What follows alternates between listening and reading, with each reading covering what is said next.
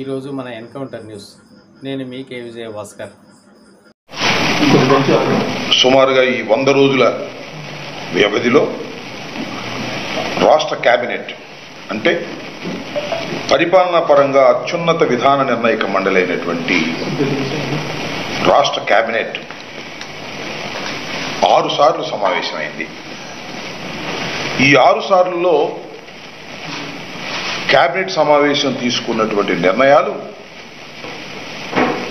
ప్రజలకు ఉపయోగపడేవిగాను లేదా రాష్ట్ర అభివృద్ధికి దోహదపడే విధంగాను లేకపోగా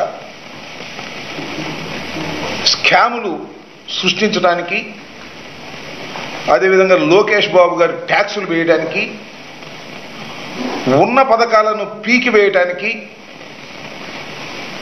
ఇలాంటి సమావేశాలను ఉపయోగించుకోవటం చాలా దురదృష్టకరంగా నేను భావిస్తున్నా. చంద్రబాబు నాయుడు గారు వచ్చిన తర్వాత చంద్రబాబు నాయుడు గారు వచ్చారు, స్కాములు తెచ్చారు. చంద్రబాబు నాయుడు గారు వచ్చారు, ప్రజల్ని ముంచారు. చంద్రబాబు నాయుడు గారు వచ్చారు, ఇచ్చిన వాగ్దానాలను ఎగ్గొట్టారు. ఇలాంటి ప్రచారం జరుగుతున్నటువంటి సందర్భం. నిన్న చాలా విచిత్రంగా చంద్రబాబు నాయుడు గారు ప్రభుత్వం ఒక నిర్ణయం తీసుకుందట. అదేమిటంటే వారి ప్రభుత్వం గురించి వారు గొప్పగా చెప్పుకోవాలి అని చెప్పుకోవాల్సింది ఆయనే. మంచి ప్రభుత్వం, ఇది ఒక మంచి ప్రభుత్వం అని ప్రచారం చేసుకోవాలంట. వారం రోజుల పాటు ప్రచారం చేస్తారంట మంచి ప్రభుత్వం అని. నేను తెలియగలుగుతానండి, మీ ప్రభుత్వం మంచిదని చెప్పాల్సింది ఎవరు? రాష్ట్ర ప్రజలు చెప్పాలి. వాళ్ళు చెప్పేదానికి వాళ్ళు నోరు మూసేసి మాది మంచి ప్రభుత్వం, మాది మంచి ప్రభుత్వం అనేటువంటి ప్రచారం చేసుకోవడానికి ఒక కార్యక్రమాన్నే నిర్దేశించుకున్నారు. వారం రోజుల పాటు మాది మంచి ప్రభుత్వం అని ప్రచారం చేసుకోవాలి అనేది. ఎలా మంచి ప్రభుత్వం అవుతుందని అడుగుతా ఉన్నా. నీకు 15,000, నీకు 15,000, నీకు 15,000, నీకు 18,000, నీకు 18,000, నీకు 18,000, ఇదిగో ఇప్పుడు వచ్చిన అని చెప్పి మోసం చేసినందుక మీది మంచి ప్రభుత్వం అని అంటున్నా. లేదు, వాలంటీర్లకు 5,000 కాదు, జగన్మోహన్ రెడ్డి గారు 5,000 ఇచ్చాడు, మేము 10,000 ఇస్తామని ప్రచారం చేసుకుని ఎన్నికల్లో ఓట్లు వేసుకొని వాలంటీర్ వ్యవస్థని రద్దు చేశారో ఉంచారో అర్థం కాకుండా త్రిలంకు స్వర్గంలో పెట్టి మమ్ముల్ని మీద విమర్శలు చేయడానికి ఇదే మంచి ప్రభుత్వం అని అడుగుతా ఉన్నా. అంతేకాదు, అదేమిటంటే చంద్రబాబు నాయుడు గారు ఆయనకున్న పత్రికల్లో వేస్తున్నారు, ఇక నాణ్యమైన మద్యం. నాణ్యమైన మద్యం అంటే ఏంటో నాకు అర్థం కాదా. ఎంత తాగినా ఆరోగ్యం దెబ్బతిందా? అంత నాణ్యమైనటువంటి మద్యాన్ని మీరు సప్లై చేయబోతున్నారా? నాణ్యమైనటువంటి మద్యాన్ని సప్లై చేయడానికి మీకు ఎక్కడి నుంచి వనరులు వచ్చాయని అడుగుతా ఉన్నా. మద్యమేగా, తీసేయండి. ఇక మద్యం తాగటం హానికరం అనే పదాన్ని తీసేయండి. నాణ్యమైన మద్యం ఎంతైనా తాగండి అని చెప్పండి. ఇక నాణ్యమైన మద్యం అంట. చంద్రబాబు నాయుడు గారు అధికారంలోకి వచ్చి ఒక నాణ్యమైనటువంటి మద్యాన్ని తీసుకొచ్చి ప్రజలకు సరఫరా చేసేటటువంటి సరసమైన ధరలకు ప్రజలకు సరఫరా చేసేటటువంటి ఒక గొప్ప అవతారాన్ని చంద్రబాబు నాయుడు గారు నూతనంగా ఎత్తారు. నాకు బాగా గుర్తు, నేను కొత్తగా ఎమ్మెల్యే కాకముందు యూత్ కాంగ్రెస్ ప్రెసిడెంట్లో ఉన్నప్పుడు మా స్లోగన్ ఏంటో తెలుసా? నారావారి సారా పాలన డౌన్ డౌన్. ఇది మా మొదటి స్లోగన్. నేను రాజకీయాల్లోకి వచ్చిన కొత్తలో నారావారి సారా పాలన అనేటువంటి పరిస్థితి ఉంది ఇవాళ. ఆ రోజున ఉమ్మడి రాష్ట్రంలో నారావారి సారా పాలన కొనసాగించినటువంటి పరిస్థితి మనం వాళ్ళు గుర్తు చేసుకోవాలని మనం చేస్తున్నాం. ఉమ్మడి రాష్ట్రం లేదా విడిపోయినటువంటి రాష్ట్రంలో కానీ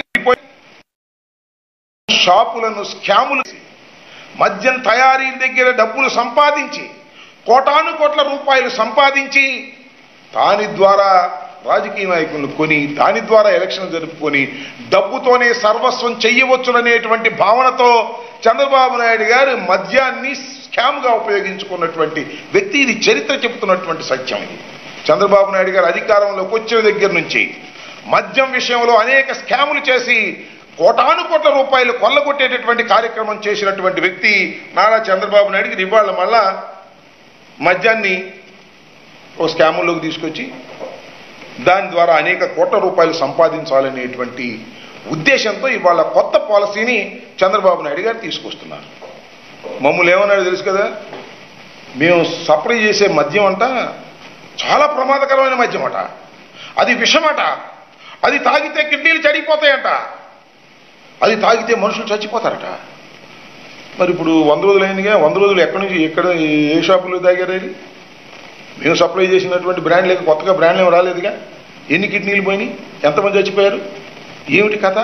ఒక లాజిక్ ఏది? లాజిక్ లేదు. ఎక్కడికి వెళ్ళినా మీటింగుల్లో నాణ్యమైన మద్యం ఇస్తాం, జగన్మోహన్ రెడ్డి గారు ఇచ్చేటటువంటి మద్యం చాలా ప్రమాదకరమైనటువంటి మద్యం, చాలా ఖరీదైన మద్యం ఇస్తున్నారు అని చెప్పి ప్రచారం చేసి ప్రజలను నమ్మించే ప్రయత్నం చేశారు. నమ్మారేమో మరి మనకు తెలియదు. ఇవాళ మరి చెప్తున్నా, ఇవాళ చేయమంటున్నా, నాణ్యమైన మద్యాన్ని ఎలా సరఫరా చేస్తారో చూడాలి. దానికి ఇవాళ కొత్త స్లోగన్స్ పెట్టి వెళ్ళేటటువంటి ప్రయత్నం నారా వారు చేస్తున్నారు, సారా పాలన చేసే ప్రయత్నం నారా వారు చేస్తున్నారు. ఈ సందర్భంగా చెప్పదలుచుకున్నా. నేను అడుగుతా ఉన్నా, పూర్వం చంద్రబాబులోకి ఉన్నప్పుడు సుమారుగా 4,380 మద్యం షాపులు ఉండేవి ఈ రాష్ట్రంలో, మన రాష్ట్రంలో 4,380 మద్యం షాపులు. మేము వచ్చిన తర్వాత మద్య నియంత్రణ చేయాలని ప్రభుత్వమే మద్యం షాపులు ఓపెన్ చేసి మద్యాన్ని అమ్మేటటువంటి కార్యక్రమం చేశాం. దానికి 2,934 షాపులను ప్రభుత్వం ఓపెన్ చేసింది. నేను అడుగుతా ఉన్నా, మద్యం షాపులు ప్రైవేటీకరణ చేస్తే లంచాలు వస్తాయా, ప్రభుత్వం అమ్మితే లంచాలు వస్తాయా చెప్పని అడుగుతా ఉన్నా. ప్రభుత్వం అమ్మితే లంచాలు ఎందుకు వస్తాయి? ప్రైవేటీకరణ చేస్తే లంచాలు వస్తాయి.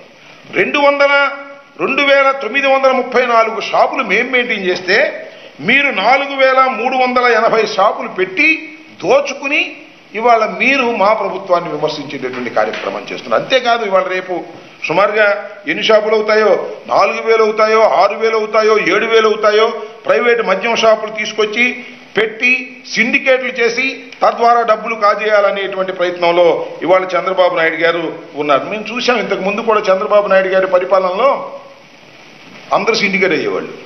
మొత్తం ఆ సిండికేట్లు ఏం చేసేవాళ్ళు అంటే 25 రూపాయల బాటిల్ అని చెప్తే రేట్ ఏమో 25 రూపాయలు ఉండేది షాపులో, బయట లోపలే 35 రూపాయలు అమ్మేది. అందరూ తెలుగుదేశం కార్యకర్తలు పంచుకునే కార్యక్రమం చేసేవాళ్ళు. ఇవాళ కూడా అదే మళ్ళీ కార్యక్రమం జరుగుతూ ఉందిగా. నేను మనవి చేస్తున్నా, ఇంతకు ముందు బార్లు, వైఎస్ఆర్ కాంగ్రెస్ ప్రభుత్వంలో ఏర్పడినటువంటి బార్లు యజమానులని వాళ్ళ మెడబట్టుకొని బయటకు గంటి మీరు ఇవాళ ఆక్రమించుకున్నారు. చాలా చోట్ల నేను చెప్తాను, అవసరమైతే వాటి నెంబర్ కూడా చెప్తాను. ఆక్రమించుకొని మీ కార్యకర్తలతో ఇవాళ బార్లు నడుపుకునే పరిస్థితి చేస్తున్నారు. ఇంతకన్నా దారుణం ఏం కావాలి? ఈ రకంగా ఒక దుర్మార్గమైనటువంటి కార్యక్రమానికి ఇవాళ మీరు శ్రీకారం చుట్టేటటువంటి కార్యక్రమం చేస్తున్నారు. ఇది చాలా దురదృష్టకరమైనటువంటి ప్రయత్నం అని కూడా ఈ సందర్భంగా నేను చెప్తూ, దాంతోపాటు ఏమంటారంటే మేము బ్రహ్మాండమైన తీసుకొని మాకు ప్రచారం చేసేటప్పుడు ఇంకో మాట కూడా చెప్పారు, భూమ్ భూమ్ జగన్మోహన్ రెడ్డి గారిదంట, ప్రెసిడెంట్ మెడల్ జగన్మోహన్ రెడ్డి గారిదట. నేను మనవి చేస్తున్నా, ప్రజలు గుర్తించాలని మనవి చేస్తున్నా, ఈ బ్రాండ్లన్నీ కూడా చంద్రబాబు నాయుడు గారు పరిపాలనా కాలంలోనే, అంటే 2019-14 కాలంలోనే ఈ బ్రాండ్లన్నీ ఇచ్చింది చంద్రబాబు నాయుడు గారు. దానికి లెక్క ఉంది, జీవోలు ఉన్నాయి. చూడండి, ఒక మాట చెప్తాను.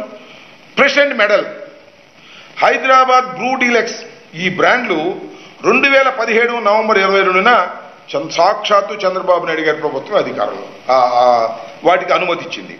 అలాగే Governor Reserve, Life and Napoleon, Olden Barton Edge, 7 Heaven Blue, ఈ బ్రాండ్లు కూడా సుమారుగా ఇలాంటి 15 బ్రాండ్లు 2018 అక్టోబర్ 26న ఒకేసారి అనుమతించారు.